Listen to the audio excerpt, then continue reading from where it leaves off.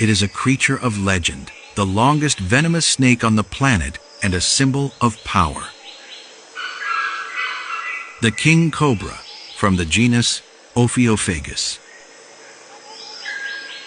For decades, this snake was considered a single, wide-ranging species. However, a taxonomic study published in late 2024 has officially split the king cobra into 4 distinct species based on genetic and morphological differences.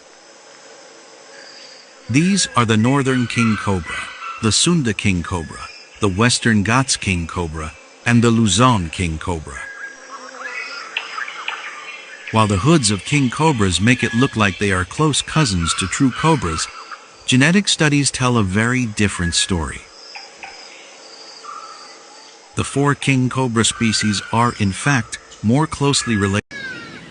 At first glance, if you encountered this snake in the grasslands of South Africa, you'd be certain you were looking at a member of the genus Naya. It has the stance, the hood, and the lethal reputation of a spitting cobra. This is the rinkhals.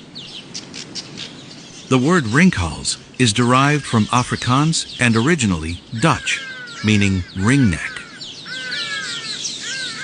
It refers to the distinctive white or light-colored stripes or bands around the throat of the snake, which are particularly visible when it spreads its hood in a defensive display.